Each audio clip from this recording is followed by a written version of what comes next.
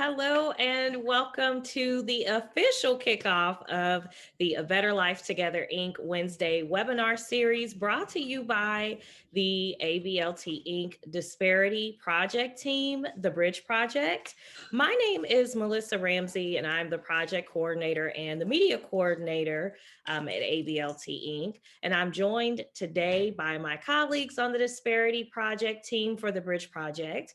Carmela Marybow, Outreach at ABLT Inc., and Elizabeth Jackson, Project Manager for the Disparity Project Team, the Bridge Project, and today's presenter. The purpose of the webinar series is to provide tips for parents of and individuals with disabilities. Today's topic is all about how the Bridge Project can help you access disability services. Really quickly, I want to share a few housekeeping rules for the webinar.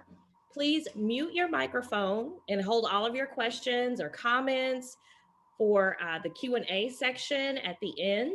And if you're unable to stay with us for the duration of the webinar, we are recording this webinar and all future webinars, and they'll be available on the Bridge Project page, along with slides from the presentations. Carmela is our illustrious chat captain today, so feel free to type your questions and comments into the chat box located along the bottom of the Zoom window, and we'll address those first during the Q&A portion of the webinar after our presentation from Elizabeth Jackson. Finally, we do have a poll we'd like to share before Elizabeth gets started. So once we get 100% participation on the poll, you can see it launching now. We'll go on and share the results, and we'll also have a second poll and final poll at the end of today's presentation. So if you all would be so kind as to get your poll responses in. You can see them coming in.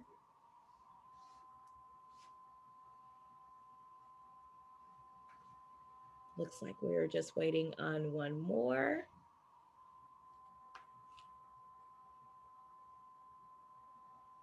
All right. So I'll be sharing those results now. Yay, that's good. Great. I am going to popcorn on over to Elizabeth, project manager for the Disparity Grant, the Bridge Project, and I'm so excited to have been working with Elizabeth so far here at ABLT. She is a wealth of knowledge and she's going to cover a lot of ground today, but it's been super beneficial to so many parents and so many individuals with disabilities that we serve. So take it away, Elizabeth. All right. Thank you. Thank you very much, Melissa. Hello, everyone, and welcome. This is the Bridge Project. And so today we're going to start off talking a little bit about how the Bridge Project from A Better Life Together can help folks out in the community. But first, a little about what we believe.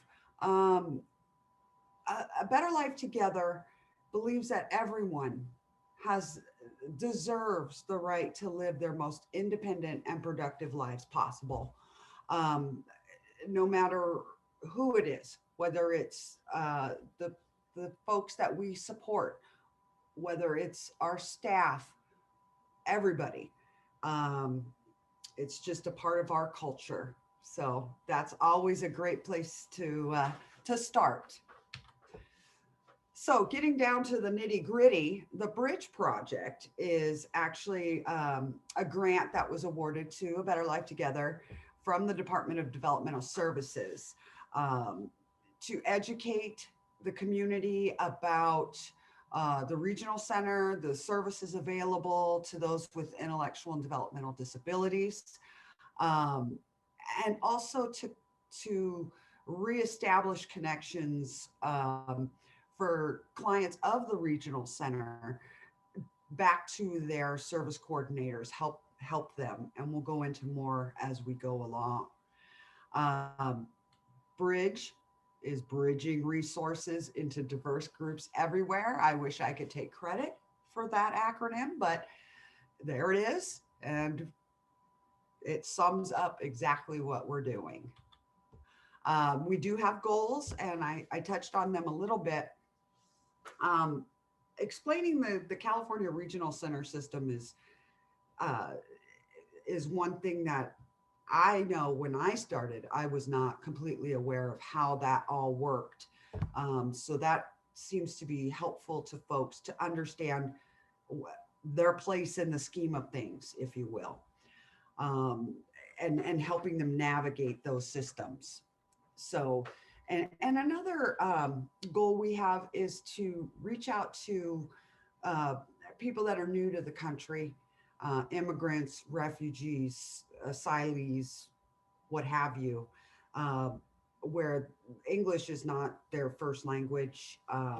We part of our grant is to be able to use interpretation and translation services in order to help newcomers link to the regional center. Um, so first off, what is the regional center? The San Diego Regional Center specifically. It's a focal point for services for people with intellectual and who've been diagnosed with intellectual and developmental disabilities, um, and their families, to coordinate their services and supports they need to live that most independent and productive life. The regional center system is state funded. It's a California system. The people that actually run the regional centers are private nonprofit organizations, and they contract annually with the state of California. San Diego Regional Center is one of 21 regional centers in California.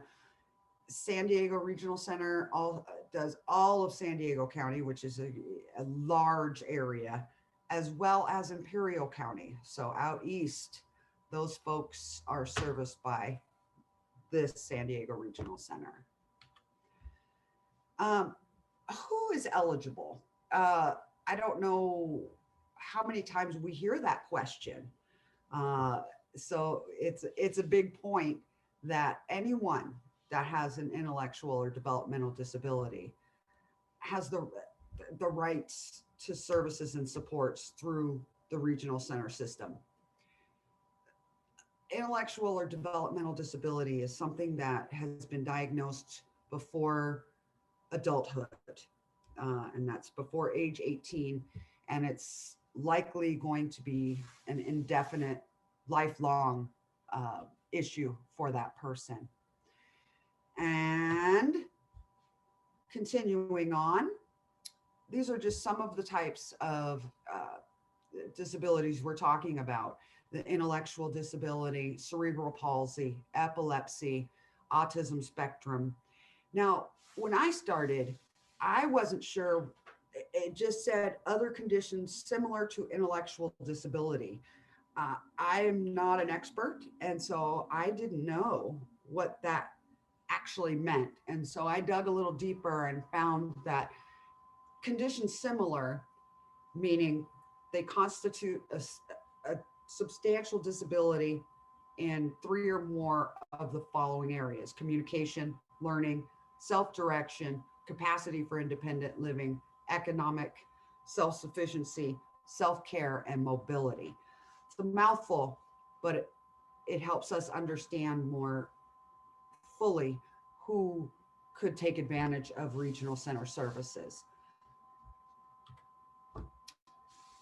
Any resident of San Diego or Imperial County that is believed to have an intellectual or developmental disability may apply for services at the regional center.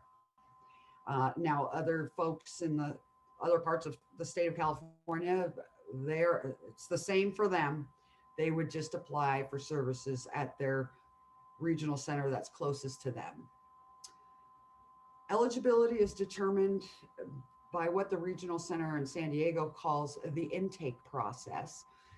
That includes all the documentation that your family member, your loved one has. It includes medical documentation, educational documentation, psychological, any other assessments that have been done through primary care doctors or through trying to sign up for Medi-Cal, etc. All of that needs to go together and submitted along with the actual application. And the application process can take up to 120 days. So patience is needed, and it's hard to get that across, but it's very important. And that's goes back to the importance of having your documents. Instead of having your ducks in a row, you want to have your documents in a row. Uh, it cuts down on the time for assessments review by the teams at the regional center. Now, what also can lengthen that review process is if there are assessments needed, and that's not a bad thing. It's part of the regional center services.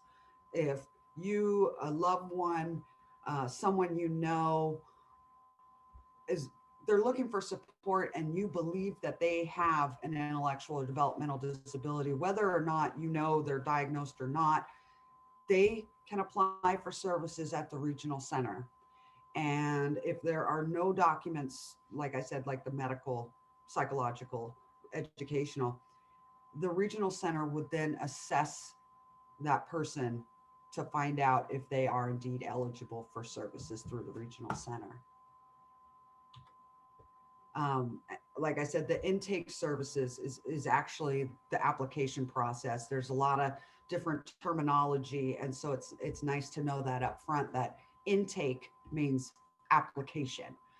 Um, and there, like we were talking, evaluation and assessments. Uh,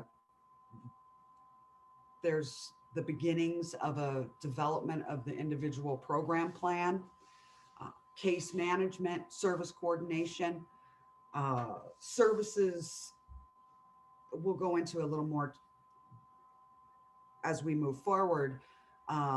There are all kinds of services available through the regional center, but the the services depend on what your goals are or your loved one's goals. Whoever will be receiving those services and supports will have goals that are developed as part of that individual program plan or the IPP. Once those goals are established, that that person wants such and such, I want to gain employment, I want to go back to school, whatever the case may be, that's when they work with their service coordinator to determine, hey, this service fits your goal and let's make that happen. In order to process intake, the regional center must be contacted by the parent or legal guardian of a minor. If the adult has a conservator, that person would be the one to initiate that process, or a non-conserved adult. Just anyone over 18 that takes care of their own affairs can go ahead and start that intake process. There's a lot of, I wouldn't say misinformation, but a misunderstanding of what an intellectual or developmental disability is and or are not. We went through that a little bit ago, and a few slides ago, that uh, what the main ones are, but that condition that closely resembles the intellectual disability might leave a question. So something of more of on a mental health side of things is not considered an intellectual or developmental disability. Do they co-occur? Do they happen at the same time? Of course. But if someone has bipolar disorder, schizophrenia, obsessive compulsive disorder, PTSD, and that's the only challenge they're facing, then those folks would not be eligible for regional center services. And again, if someone has, say, cerebral palsy, they may have one of these disorders or something else along with that, and that would be taken into account and part of their IPP as how to address each challenge to getting the services and supports they need.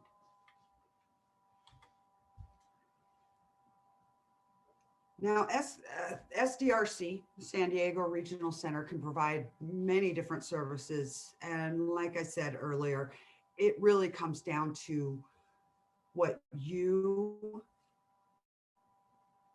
the person that is requiring services and support, what goals are laid out in that IPP, individual program plan. The service coordinator can help with the case finding and intake. Case finding meaning like the assessment evaluation portion, developing that plan. Purchase of services, that is going to be a term that people hear a lot. What does that mean? A purchase of service standards. I wrestled with that quite a bit, and looking into it, what that means is when the regional center determines within the realm of the individual program plan or the individual family service plan, the goals, in order to achieve the goals, the person will need such and such services. The regional center will determine whether to purchase those services, or would those services be provided by health insurance? Would it be provided by SSI? Would it be provided by in-home supportive services, which is separate? That's a county-run program. All of those other sources of services, the regional center is going to want you to exhaust those sources first before they'll approve the purchase of services through the regional center. And I know that sounds complicated, but that we'll talk a little bit more about it. Bottom line is that within the Lanterman Act, which all regional centers operate under, the regional centers are to help the individual, the family, receive those services, whether they are from other sources or from directly through and from the regional center. Another outside source or outside of the regional center would be the school system. A lot of services available and provided by during the individual education plan. The advocacy for the protection of legal and civil rights, that's California Disability Rights California, and they have on each regional center, so each of the 21, they'll have an Office of Clients' Rights Advocacy. That is another resource for individuals receiving services from the regional center to make sure that they're, if they're not able to advocate for themselves, that they can help with that. They can let the individual know what their rights are, remind them of what their rights are, and help them in those legal, civil, and service rights areas. Resource development, program evaluation, community education, the public information and training, that all comes from the regional center. I have noticed just lately that we're seeing a lot more social media presence from the San Diego Regional Center, at least on Facebook. So that's part of all of the resource development and program evaluation and community education. The regional center, like I said, is a huge, what they call a catchment area, which is San Diego County and Imperial County. It's just a large chunk of land. That's like California, the end of California. So they have satellite offices that are to help people connect uh, closer to their home. There's in San Diego County, there's basically the main office is Kearney Mesa area. Then you have an East County with Santee, Carlsbad, North County, Carmel Mountain, kind of North County, National City, South Bay area, and then Imperial, which is for Imperial County, which is a very rural area, and that brings along its own challenges. So, and there's a lot of did you know eligible individuals as part of their IPP, that program plan. If their goal is to live out on their own, they can certainly get independent living skills like cooking, cleaning, enrolling in school, taking care of their bills, those types of things. And then for the newcomers to the country, what if you don't have your documentation that says that yes, you've been diagnosed with an intellectual or developmental disability from childhood, but you've fled the country and didn't bring your documents? Is that it? Are you done? You know, you're not eligible. No, that's not the case. There, like I said, the regional center can do assessment and evaluations. However, the same thing applies with that waiting time, that 120 days. These newcomers can work with their community healthcare providers to get started in that manner. And we can help with trying to make those linkages to kind of speed up the process, if you will, of applying for services at the regional center, help navigate. And again, we can use that interpretation and translation piece of our grant to be able to help with whatever languages they are comfortable with. It all comes back to person-centered culture of care. And that goes back to what A Better Life Together believes in, that everyone deserves to live their most independent and productive life. Not what I think would be their most independent or productive life, but what they want to do and what they want to achieve and feel good. So the individual with the supports and services is central. It's central not only to service providers like A Better Life Together, but at the regional center. Also with their generic supports and natural supports. Generic support is like the school system, county run programs like in-home supportive services, which is through the Health and Human Services Administration, Medi-Cal providers, etc. The natural support is your family, your best friend, your person you grew up with, whoever you want on your team that has your best interest at heart and wants you to get what you want out of life, and what those supports would look like, and are able to help you advocate to get those. The San Diego Regional Center is just one part of that. They provide services as well, like through the service providers like A Better Life Together. And we can help. We can help in all aspects of the linkage with the regional center, whether someone is going through the intake process, just applying for services. We can help get documentation together, checklists, join calls with them. However, we can try to help. And even if it's someone that's already a consumer, as they're called at the regional center, a consumer of services, to connect with their service coordinator. We can jump on the Zoom call with the service coordinator or the IPP team, what have you. And then community resources, things like this today's webinar. Um, we can connect people with community resources, especially right now when people are struggling to sometimes eat.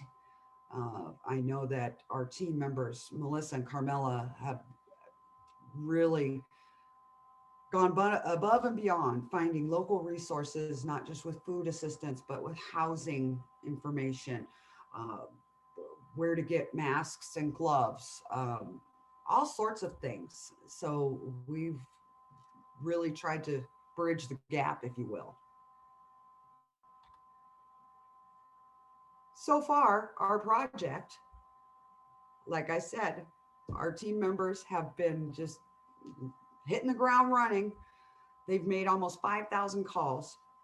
And these are calls to folks that are eligible for regional center services, but may not be receiving all of the services they need or aren't receiving any services at this time. So our team is calling each of these individuals and sometimes family, it's all ages. And then out of that almost 5,000, we have almost 2,000 connections, individual connections where we've gone further. There's some follow up. We've been on IEP calls, Zooms, meetings, helping with IHSS, getting an appeals system, helping with appeals, all kinds of things. Even to where I believe it was Melissa was helping someone who was trying to find a wheelchair, and who do they connect with? Is it the regional center? Is it, an outside source? It's just based on individual who has what other sources. So we're just out there trying to make as many connections as we can. So call us. Are there any questions at this time?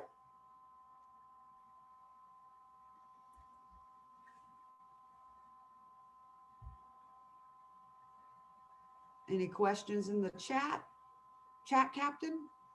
No, I think you've covered everything. Okay. Well, that would be an Oh, area we we can got share. one question, Oh, okay. actually.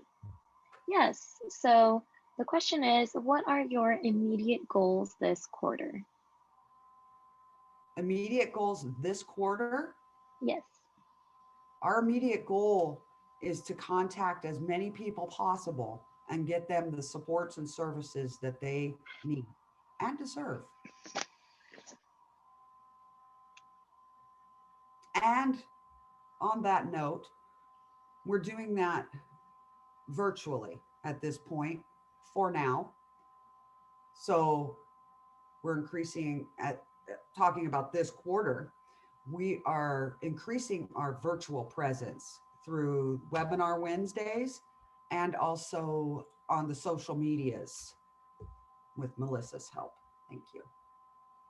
And Carmela. I don't want to leave you out. Does that answer your question? Whoever asked that question? Yes, they said thank you after you'd Okay, answered. great. Any other questions? We could, um, if someone would like to share a story, maybe a success story, a challenge that they overcame to help someone.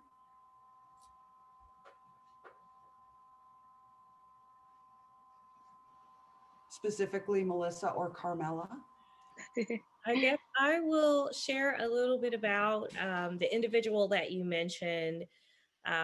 His mother was just having a super hard time knowing who would she go to replace a wheelchair, to repair, actually, is what her first request was how do I get it repaired? um, Between just making the connections that we have, all three of us attend community collaboratives, at least one per week. One of us is going to. Sometimes that means like 2 to 3 a month for a few of us, but just partnering with those collaboratives and utilizing the resources that we've built. Carmela is also very awesome at keeping that together for us. We were able to not just get a wheelchair repaired, but just a brand new wheelchair free of charge. And we're all about connecting people to resources, helping them organize their documents. That's been just something huge that I think people don't consider. Just keeping all of their documents from the evaluation stage and the application stage for different areas of getting services. That's something that has been huge as far as breakthroughs for parents and individuals to get the support and the services that they need.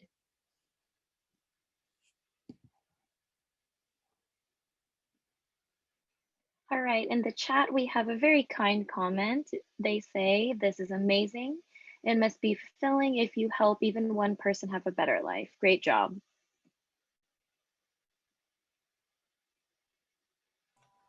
Well, thank you. I'll say thank you from the whole team.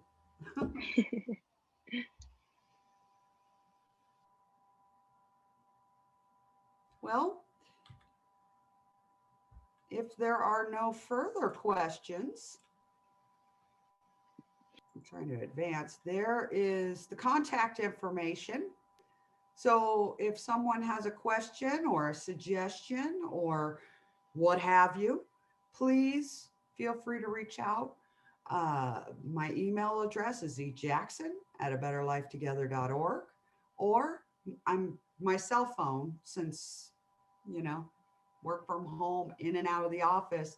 Best number 619-832-5990. Or if you have a question that didn't come up during the presentation, uh, you're thinking later on, oh, I wish I would have asked that question. Just feel free to call or email. We're happy to find out. And I think I could speak for the team that if we don't know the answer, we'll do our very best to find out the answer or find out the best person to talk to about that particular question. So we won't leave you hanging. Thank you all. Anybody else? Anything?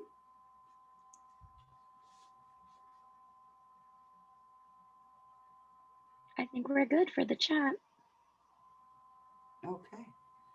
And then is it just us four